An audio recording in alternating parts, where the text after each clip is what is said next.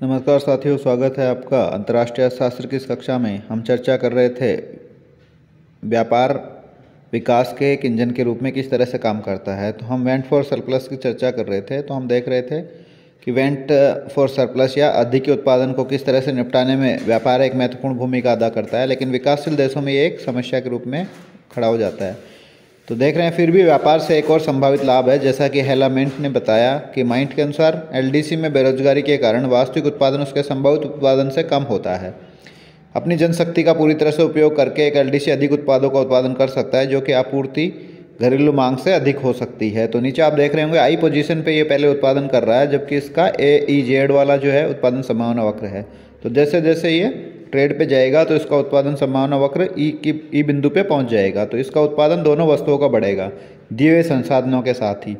तो इस अतिरिक्त आपूर्ति से उसकी घरेलू कीमतें कम होंगी और लोगों के कल्याण में वृद्धि होगी। इस अतिरिक्त आपूर्ति को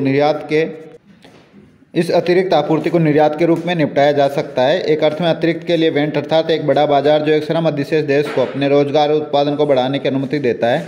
जैसा कि चित्र 1 में आपने देखा कि अक्षम बिंदु पीपीपी के अंदर से पीपीसी पर एक बिंदु ई कुशल बिंदु तक एक परिवर्तन द्वारा दिखाया गया है। तो आई बिंदु से ई बिंदु तक जाता है तो वो अपने उत्पादन और संसाधनों का उपयोग बढ़ाता है और उस अतिरिक्त उत्पादन को वो बाहरी बाजार में बेच कर देता है।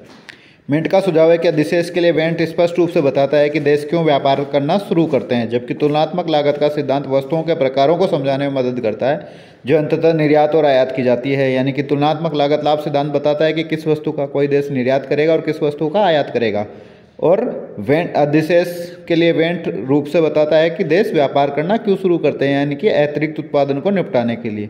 इसमें कोई संदेह नहीं है कि आय, रोजगार और आवश्यक आयात में लाभ विकास की पूरी प्रक्रिया में काफ़ी मदद कर सकता है।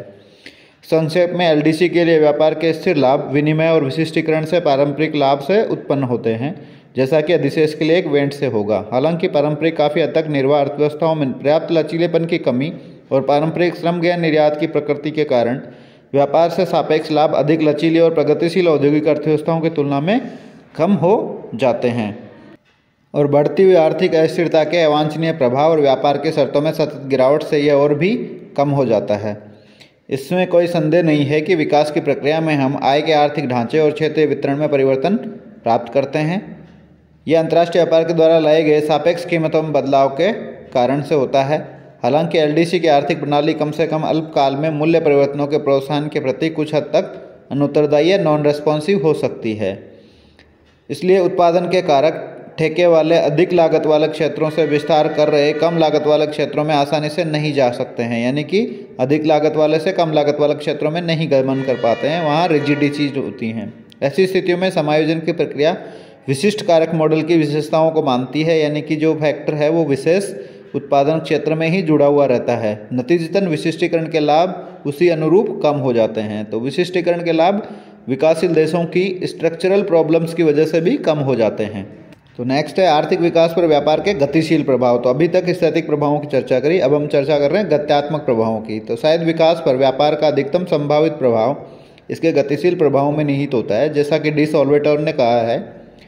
जबकि वास्तव में गतिशील सिद्धांतों की आवश्यकता को नकारा नहीं जा सकता, लेकिन तुलनात्मक स्थितिकी हमें पारंपरिक व्यापार सिद्धांत में अर्थव्यवस्था में गतिशील परिवर्तन को शामिल करते हुए एक लंबा रास्ता तय करती है, और नतीजतन पारंपरिक व्यापार सिद्धांत कुछ योग्यताओं के साथ विकासशील देशों और विकास प्रक्रियाओं के लिए भी प्रासंगिकता रखता है। सकारात्मक पक्ष पर व्यापक अंतर्राष्ट्रीय बाजारों तक पहुंच से संभव हुआ उत्पादन का विस्तार एलडीसी को पैमाने की मितव्यताओं का दोहन करने में सक्षम बनाता है, जो संकीर्ण घरेलू बाजार के साथ संभव नहीं होता। यानी कि व्यापार करने पर वो विदेश के बाजारों में भी अपने सामान बेच सकता है और उससे उसकी उत्पादन क्षमता का पूर्ण विस्तार कर सकता है। इसका मतलब ये हुआ कि जिन उद्योगों को एक पृथक बाजार में अंतर्राष्ट्रीय स्तर पर प्रतिस्पर्धी नहीं होते हैं, वे अंतर्राष्ट्रीय व्यापार के माध्यम से प्रतिस्पर्धा प्राप्त कर सकते हैं यदि पैमाने की संभावित मितव्यताएं हैं।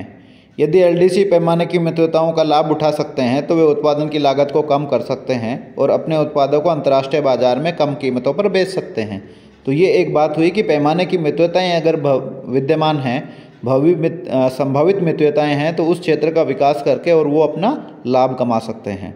दूसरा है शिशु उद्योगों को बढ़ावा देना। इसके अलावा तुलनात्मक लाभ का एक गतिशील अवधारणा है वास्तविक दुनिया में हम समय के साथ तुलनात्मक लाभ के बदलते पैटर्न देखते हैं। जैसा कि एक विकासशील राष्ट्र पूंजी जमा करता है और अपनी तकनीक में सुधार करता है, इसका तुलनात्मक लाभ प्राथमिक उत्पादों से परे सरल निर्मित उत्पादों की ओर चला जाता है और फिर वह अधिक परिष्कृत वस्तुओं की तरफ शिफ्ट हो जाता है। तो ये एक समय के साथ बदलता रहता है तुलनात्मक लाभ भी किसी देश का। इस प्रकार आर्थिक विकास के साथ अंतर्राष्ट्रीय व्यापार शिशु उद्योगों के विकास को बढ़ावा देता है और उनको बाजार और उत्पादों और प्रक्रियाओं के संपर्क में आने से अंतर्राष्ट्रीय स्तर पर प्रतिस्पर्धी या कम्पिटिटिव बना सकता है, जो कि बंद या पृथक अर्थव्यवस्था में होने की संभावना नहीं होती है। यही कारण है कि एलडीसी में संरक्षण के लिए सबसे महत्वपूर्ण तर्क शिशु उद्योग होता है। यह तर्क अनिवार्य रूप से तुलनात्मक लाभ हासिल करने के लिए संरक्षण के पक्ष में एक तर्क होता है कि जो इस उद्योग हैं वो अभी शिशु अवस्था में हैं, बाल्यावस्था में हैं, उनको पूर्ण तरह से विकसित होने दो, फिर वो अंतर्राष्ट्रीय कंपटीशन सामना कर पाएगा। यही कारण है कि शिशु उद्योगों की रक्षा के लिए ज़्यादातर एलडीसी में व्यापार नीति प्रतिबंधों का उपयोग किया जाता है, कम से कम शुरुआती चरणों में आयात को प्रतिबंधित करके और निर्यात को बढ़ावा देने के लिए सब्सिडी दे करके। कुछ हद तक यह ब्राज़ील, कोरिया, ताइवान, मैक्सिको और कुछ अन्य विकासशील देशों में पहले ही हो चुका है। हालांकि व्यवहार में इस नीति का उपयोग करने के साथ अनेक प्रकार की समस्याएं हैं। स्थितियां ये हैं कि शिशु कभी भी उच्च संरक्षित वातावरण में वयस्क नहीं होते और हमेशा के लिए संरक्षण जारी रखने की मांग करते हैं। तो यानी कि उद्योग जो हैं वो पूर्ण विकसित होना ही नहीं चाहते हैं और वो हमेशा संरक्षण प्राप्त करने के लिए तैयार रहते हैं। अब बात कर लेते हैं अन्य गतिशील प्रभाव तो व्यापार के। शायद विकास पर व्यापार का अधिकतम संभव प्रभाव उसके गतिशील प्रभावों पर निर्भर करता है। प्राथमिक रूप से बड़े अंतर्राष्ट्रीय बाजारों तक पहुँच के साथ लाए गए आउटपुट का विस्तार एलडीसी को उस पैमाने की अर्थव्यवस्थाओं या मितव्यताओं का लाभ उठाने की अनुमति देता है जो सीमित घरेलू बाजार में उपलब्ध नहीं होती। यानी कि बड़े पैमाने की जो मितव्यताएं हैं उनका लाभ उठाने में सक्षम हो जाते हैं। इस प्रकार जो उद्योग एक संकीर्ण और अलग थलग घरेलू बाजार में अंतर्राष्ट्रीय स्तर पर प्रतिस्पर्धी नहीं होते हैं, वे अंतर्राष्ट्रीय व्यापार द्वारा निर्मित व्यापक बाजार के रूप में अच्छी तरह से प्रतिस्पर्धा हासिल कर सकते हैं। यानी कि वो वहाँ पर कम्पिटिटिव बना दिए जाते हैं। व्यापार पैमाने की संभावित मितव्यताओं का फायदा उठाने का अवसर प्रदान करता है। इसके अलावा तुलनात्मक लाभ समय के साथ भी बदलते जाते हैं। इस प्रकार जैसा कि आर्थिक विकास होता है, अंतर्राष्ट्रीय व्यापार विकास को बढ़ावा दे सकता है और शिशु उद्योगों की परिपक्वता सुनिश्चित करता है, जो व्यापार द्वारा बनाए गए व्यापक बाजार का फायदा उठाने में सक्षम होकर के अंतर्राष्ट्रीय स्तर पर प्रतिस्पर्धी बन जाते हैं। एक व्यापक बाजार भी अंतर्राष्ट्रीय बाजार में एक एलडीसी उत्पादों और प्रक्रियाओं को उजागर करता है और एलडीसी के उद्योगों पर उत्पाद की गुणवत्ता में सुधार करने और उत्पाद की कीमतों को कम करने के लिए दबाव बनाता है, ताकि ये बाकी दुनिया में स्वीकार किए जाएं और प्रतिस्पर्धी बन सकें। तो अंतर्राष्ट्रीय बाजार जो होता है, अंतर्राष्ट्रीय व्यापार के थ्रू बाजार जो है विश्वव्यापी बाजार में उनकी पहुंच होती है और उससे वो उत्पाद की गुणवत्ता में सुधार करते हैं और उनकी कीमतों को मिनिमम करने का प्रयास करते हैं। संक्षेप में अंतर्राष्ट्रीय व्यापार संरक्षित घरेलू उद्योगों को अंतर्राष्ट्रीय स्तर पर प्रतिस्पर्धी बनने के लिए प्रेरित करता है। आर्थिक विकास पर व्यापार के अन्य गतिशील प्रभाव व्यापार के सकारात्मक प्रतिष्ठात्मक प्रभावों से ही उत्पन्न होते हैं, जैसे कि आर्थिक वातावरण में परिवर्तन के परिणाम स्वरूप निवेश में वृद्धि होती है। एलडीसी में प्रौद्योगिकी के प्रसार में वृद्धि होती है, जैसा कि उत्पाद जीवन चक्र मॉडल द्वारा सुझाया गया है। यानी कि प्रोडक्ट लाइफ साइकिल मॉडल होता है, उसके थ्रू प्रौद्योगिकी विकसित देशों से विकासशील देशों की ओर ट्रांसफर होती है। नए और बेहतर उत्पादों की उपलब्धता और विभिन्न देशों, संस्कृतियों और उत्पादों के साथ संपर्क से संस्थानों में परिवर्तन होता है। व्यापार घरेलू प्रतिस्पर्धा को भी बढ़ावा देता है और एकाधिकार को नियंत्रित करने के साधन के रूप में कार्य करता है। तो इस प्रकार से जो है व्यापार के महत्वपूर्ण फायदे होते हैं। व्यापार के लिए खुलापन उस तकनीक को प्रभावित कर सकता है जिसका उपयोग देश करता है। अब हम तंत्र पर विस्तार से चर्चा कर सकते हैं। व्यापार नीतियां देश को नए और बेहतर उत्पादों तक पहुंच प्रदान करती है। इसमें कोई संदेह नहीं है कि पूंजीगत सामान उत्पादन में एक महत्वपूर्ण प्रकार का इनपुट होते हैं, साधन होते हैं, जो कि विकास के प्रारंभिक चरणों में एलडीसी या विकासशील देशों द्वारा बड़े पैमाने पर विकसित देशों से आयात किए जाते हैं। व्यापार एक देश को नए और बेहतर पूंजीगत साधनों का आयात करने की अनुमति देता है, जो कुल कारक उत्पादकता यानी कि टोटल फैक्टर प्रोडक्टिविटी बढ़ाने के लिए उत्पादन में इस्तेमाल की जाने वाली बेहतर तकनीक का रूप लेते हैं। यानी कि आयातित उन्नत तकनीकी मशीनरी और सामान जो होते हैं वो हमारी कुल उत्पादकता को बढ़ावा देते हैं। उदाहरण के लिए विदेशी कंपनियां नई पूंजीगत वस्तुओं के उपयोग के सर्वोत्तम तरीकों के बारे में आयात करने वाली फर्मों को सलाह दे करके प्रक्रिया को बढ़ा सकते हैं। तो जैसे हम विदेशी कंपनियों से अच्छी नई मशीनें आयात करेंगे तो वो उन मशीनों को संचालन करने की प्रक्रिया भी हमें फ्री में देंगे। कुछ अनुभवजन्य अध्ययनों से पता चलता है कि अद्वितीय विदेशी आयात करने में सक्षम होने के कारण नई तकनीक व्यापार से पारंपरिक लाभ से बड़ी हो सकती है, जिसे शास्त्रीय सिद्धांत द्वारा उजागर किया गया है। तो जो शास्त्रीय सिद्धांत व्यापार के लाभ बताता है उससे भी बेहतरीन लाभ मिल सकता है जब हम लेटेस्ट टेक्नोलॉजी को आयात करते हैं और उसके वजह से हमारी लागत कमी आती है और उत्पादन में कई गुना वृद्धि हो जाती है। टी.ए. पुगेल के अनुसार अधिक सामान्य तरीके से अंतर्राष्ट्रीय गतिविधियों के लिए खुलापन देश की फर्मों और लोगों को अन्य देशों में विकसित तकनीक के साथ अधिक संपर्क रखने की ओर ले जाता है। यानी कि हम अलग अलग देशों में जो नई नई टेक्नोलॉजी डेवलप हो रही है उसको हम कांटेक्ट में आते हैं।